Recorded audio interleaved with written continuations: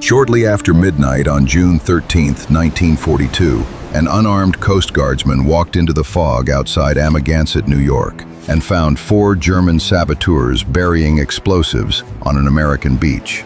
The men had crossed the Atlantic aboard a U-boat. They carried incendiaries, chemical timers, forged documents, and enough American cash to live undercover for years. Their targets included aluminum plants, railroad centers, bridges, locks, and hydroelectric facilities feeding the United States war machine. The patrolman was alone. The Germans could have killed him. Instead, their leader pushed money into his hand and let him walk away. Within 48 hours, that same leader would telephone the FBI and begin destroying his own mission. Within 8 weeks, 6 members of the team would be dead, 2 would be in prison, and the Supreme Court would create a wartime precedent still argued over generations later. Operation Pastorius did not fail because America's coastal defenses caught the invasion. It failed because the man chosen to command it became its most dangerous enemy. 6 months earlier, the attack on Pearl Harbor had pulled the United States fully into the Second World War. American factories were shifting toward aircraft, vehicles, weapons, and the raw materials needed to supply Allied armies. Those factories were protected by distance. German bombers could not reach Pittsburgh, New York, or the industrial Midwest. German military intelligence proposed another method. The Abwehr would send men who already understood America. They had lived there, worked there, and spoken its language. They could enter as enemy personnel, disappear into civilian life, then attack the physical systems holding the war economy together. The operation was named Pastorius, after Francis Daniel Pastorius, associated with an early German settlement in colonial America. Lieutenant Walter Kappa of Abwehr II helped organize the mission. Early in 1942, potential recruits were brought to a sabotage school near Berlin, where they learned explosives, incendiaries, timing mechanisms, secret writing, and the practical vulnerabilities of industrial targets. 8 men were selected. George John Dasch would lead the first team, joined by Ernest Peter Berger, Heinrich Harm Heink, and Richard Quirin. Edward Curling led the second group with Werner Thiel, Hermann Neubauer, and Herbert Haupt. Every one of them had previously spent substantial time in the United States. Berger had become a naturalized American citizen. Haupt had acquired citizenship through his father. Their pasts were more complicated than the word Nazi suggests. Some had clear connections to Nazi organizations. Others were opportunists, drifters, or men trapped between 2 countries. Dasch had served briefly in the German army as a teenager, later enlisted in the United States Army, and received an honorable discharge. Berger had suffered punishment under the Nazi regime before accepting the mission. That complexity did not make them innocent. All 8 agreed to travel under German direction and enter the United States prepared for sabotage. Their target list reached deep into the American economy. They studied aluminum and magnesium production, rail repair facilities, canals, bridges, locks, and hydroelectric plants. Potential objectives included facilities connected to the Aluminum Company of America, the Horseshoe Curve Railroad route near Altoona, Pennsylvania, the Hellgate Bridge in New York, and power installations near Niagara Falls. The campaign was expected to last as long as 2 years. The saboteurs would not move as a single commando unit. They would split up, establish ordinary lives, retrieve buried explosives when needed, and strike facilities far apart in time and geography. The aim was not simply physical damage.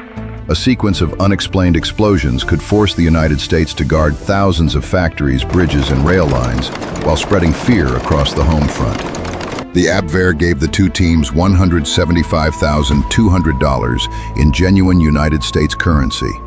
That money was as important as any bomb. It could purchase apartments, train tickets, clothing, tools, silence, and the appearance of normal life. On May 26th, the first team left the German submarine base at Lorient aboard U-202. The second departed 2 days later aboard U-584. Neither submarine was supposed to be detected. Neither team was supposed to meet a witness on the beach. At approximately 12:10 on the morning of June 13th, Dasch's group reached the coast near Amagansett on Long Island. They wore German naval uniforms, complete or partial during the landing. The reason was legal as much as military. If captured before changing clothes, they could claim the treatment due uniformed combatants, rather than men entering secretly in civilian disguise. Once ashore, they began burying their uniforms and sabotage equipment in the wet sand. Civilian clothes would allow them to take the train into Manhattan and disappear among millions of people. Then Coast Guardsman John Cullen approached. Cullen was 21 years old, unarmed, and conducting a routine patrol. The fog restricted what he could see, but the scene did not fit any harmless explanation. There were strangers near the water, equipment in the sand, and one man still insufficiently dressed for an ordinary night on the beach. Dasch tried to talk his way free. When that failed, he offered Cullen $260. Cullen pretended to cooperate. He backed away, returned to the Coast Guard station, and raised the alarm. An armed patrol moved toward the landing site. By then, U-202 had withdrawn, and the four men had reached the railroad. Searchers found buried German uniforms, explosives, fuses, incendiary devices, and timing equipment. For the first time, American authorities knew enemy saboteurs had landed. They did not know their names, destinations, or number. The four Germans entered Manhattan before the warning could close around them. At this point, Operation Pastorius still had a chance. The beach cache had been lost, but the men carried money and false identities. A second team was still crossing the Atlantic. The FBI had evidence of an intrusion, not a map of the operation. The decisive break came from inside the first team. Dasch told Berger that he intended to expose the mission. The exact balance of conscience, fear, and self-preservation remains disputed. Dasch later portrayed himself as an anti-Nazi who had accepted the assignment in order to betray it. That version made him a patriot in his own story. But he had volunteered, trained, crossed the Atlantic, and waited until the beach encounter made capture a realistic possibility. Berger agreed to cooperate. He had reasons to despise the Nazi system and had previously been imprisoned for opposing it. Yet neither man immediately walked into the nearest police station. They had to consider the other saboteurs, the German authorities, and what the United States would do to enemy agents discovered with explosives. Dasch chose a strange first move. On the evening of June 14th, he called the FBI office in New York. Using the name Pastorius, he said he had arrived from Germany and would contact headquarters from Washington. The call did not trigger his immediate surrender. To the person receiving it, the voice sounded like one more wartime crank, but a record was made. Meanwhile, the second team approached Florida. On June 17th, Curling, Thiel, Neubauer, and Haupt landed at Ponte Vedra Beach, south of Jacksonville. No patrolmen appeared. They buried their uniforms and equipment, reached Jacksonville, and traveled by train to Cincinnati. From there, members separated toward Chicago and New York. All 8 were now inside the United States. The FBI was searching for the Long Island intruders, while the Florida group moved freely. No bomb had been planted. No target had been selected for immediate destruction. But every day that passed gave the teams time to build cover, retrieve equipment, and become harder to trace. Dasch traveled to Washington and registered at a hotel. On June 19th, he called FBI headquarters, referred to his earlier use of the name Pastorius, and revealed his location. Agents took him into custody. He carried more than $80,000 from the operational fund. Money forced investigators to reconsider what might otherwise have sounded like fantasy. Then came the information only an insider should possess: names, aliases, landing sites, instructions, and possible locations of the other 7 men. Dasch expected the United States to recognize him as the person who had prevented the attacks. The FBI saw something else: the leader of an enemy sabotage team who had entered the country, discarded his uniform, and surrendered only after the mission had begun to unravel. For days he was interrogated. His information transformed a blind national search into a list of doors. On June 20th, agents arrested Berger, Heinck, and Quirin in New York.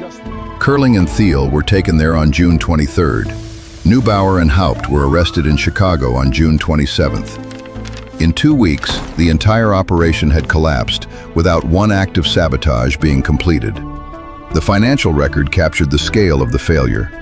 Of the $175,200 supplied to the teams, the FBI recovered $174,588. The difference, $612, covered clothing, food, lodging, travel, and Cullen's bribe. 8 trained agents, 2 submarines, months of planning, and an intended 2-year campaign had produced a few hotel bills and $260 in the pocket of a Coast Guardsman who immediately reported them. The public story was cleaner than the reality. J. Edgar Hoover announced the arrests as a major FBI victory, revealing that Dasch had supplied the identities could expose an intelligence source, complicate the prosecution, and weaken the image of federal control. It could also turn a confessed saboteur into a public hero. Dasch's role was minimized, while the Bureau emphasized the speed of the arrests. But capturing the men created a second problem. Where could the United States legally try them? Civilian courts were open. No explosion had occurred. Defense lawyers could argue that much of the conduct amounted to planning and preparation. 2 defendants were American citizens. A conventional criminal prosecution might not produce the rapid death sentences President Franklin Roosevelt believed necessary to deter another landing. On July 2nd, Roosevelt created a military commission of 7 Army officers and issued a proclamation denying certain enemy belligerents access to ordinary civilian trial procedures. The proceeding began July 8th inside the Department of Justice building. The press was excluded. Security sealed the courtroom from public view. All 8 men faced charges that included violating the law of war, providing intelligence to the enemy, and conspiracy. The most important fact was not whether they had successfully blown up a target. It was that they had entered under direction of an enemy government, discarded their uniforms, and remained in civilian disguise for hostile purposes. Their defense challenged the commission itself. The case reached the Supreme Court as ex parte Quirin. Lawyers argued that the men should be able to seek habeas corpus and face the protections of civilian courts. The government classified them as unlawful enemy belligerents, combatants who had secretly crossed into the country without uniform to destroy life or property. The court convened a special session. On July 31st, it issued a short decision allowing the military process to continue. The complete opinion explaining that result would not be filed until October 29th, long after the sentences had been carried out. The ruling drew a line that shaped later debates over wartime detention. Lawful combatants captured in uniform could be held as prisoners of war. Enemy agents who secretly discarded their uniforms to conduct hostile acts could be tried and punished by military commission. American citizenship did not automatically protect someone acting with the enemy's military arm. The commission convicted all 8 and sentenced every one of them to death. Only afterward did cooperation alter the outcome. Attorney General Francis Biddle and Hoover urged Roosevelt to reduce the punishments of Dasch and Berger. Berger's sentence became life imprisonment. Dasch received 30 years. For the other 6, the process moved with extraordinary speed. On August 8, 1942, Richard Quirin, Heinrich Heinck, Edward Curling, Herman Neubauer, Werner Thiel, and Herbert Haupt were executed in the electric chair at the District of Columbia Jail. They were buried in an unmarked section of a potter's field at Blue Plains. Less than 2 months separated the landing at Amagansett from the executions. Dasch had surrendered, expecting gratitude. Instead, he entered federal prison carrying a sentence longer than he believed his cooperation deserved. Berger, whose agreement made the betrayal possible, received life. Their survival was the only official recognition that they had helped stop the operation. In 1948, President Harry Truman granted both men executive clemency on condition of deportation. They were sent to the American occupation zone in Germany and released under restrictions. There was no hero's welcome. To many Germans, Dasch and Berger were traitors whose information had sent 6 comrades to the electric chair. To many Americans, they remained Nazi saboteurs who had reached the country carrying money and plans for destruction. Dasch spent years trying to explain himself, but the question that defined him never disappeared. Did he betray Hitler because he opposed Nazism, or because John Cullen's flashlight showed him that the mission was already doomed? The surviving evidence supports more than one motive. Dasch did prevent the planned attacks. Without his confession, the Florida team might have remained unidentified, and the Long Island men might have escaped the initial search. At the same time, his decision protected him from the fate he helped deliver to the others. conscience and self-preservation do not exclude each other. Operation Pastorius also exposed several uncomfortable truths. The German plan was ambitious, but its recruits were unstable and its discipline weak. American coastal defense failed to stop both submarines and completely missed the Florida landing. The FBI broke the network only after its leaders supplied the map. Then the government concealed the central role of that confession, while creating a military process designed for speed, secrecy, and severe punishment. The operation did not nearly destroy the entire American war machine. No target was damaged, and it is impossible to know how effective the teams would have been. But the danger was real. The saboteurs had entered successfully, carried authentic currency and practical training, and understood the country they intended to attack. The mission's most lasting effect was not an explosion, it was a legal precedent. Ex parte Quirin remained part of American arguments about unlawful combatants and military tribunals long after the U-boats, beach explosives, and secret courtroom had passed into history. The saboteurs failed to damage a bridge or factory, but their case changed how the United States defined an enemy operating inside its borders. So how should George Dasch be entered in the record? As a defector who saved lives, or as a saboteur who traded 7 men for his own survival when the risk of capture became real? Tell us where you draw the line in the comments. Subscribe to the Modern Ledger and continue to the next operation hidden beneath the public story of the war. The explosives never detonated. The precedent did.